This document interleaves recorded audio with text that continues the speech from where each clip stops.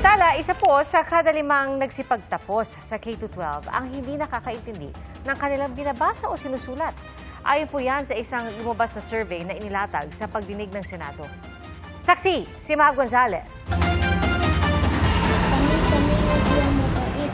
Paano kung kaya ng isang batang magbasa at magsulat o mag-compute ng math, pero hindi naman naiintindihan ang binabasa, sinusulat o kinukwenta? Isa sa kada 5 K-12 graduate ang ganyan o hindi functionally literate. Ayon sa 2024 Functional Literacy, Education and Mass Media Survey o FLEMS na iprinisinta sa Senado kanina. In the entire country, 79% of senior high school graduates in the K-12 curriculum are functionally literate. So that's around 21% short. Because paano sila nag-graduate nang hindi sila functional literate?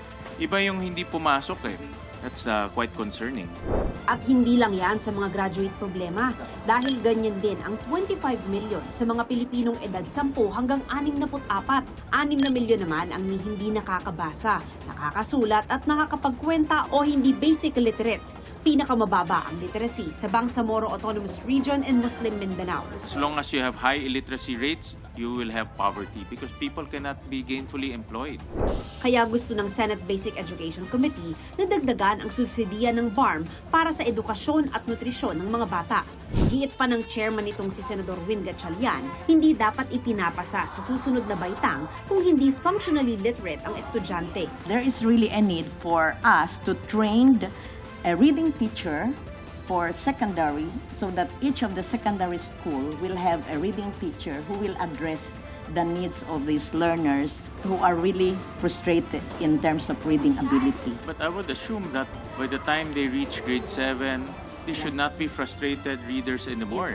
It's a challenge. You know, they should be complex readers already. Here we are now reviewing our grading system, our assessment, so that we can address this.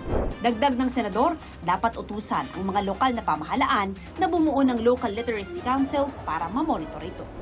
Para sa GMA Integrated News, ako si Mav Gonzales, ang inyong saksi.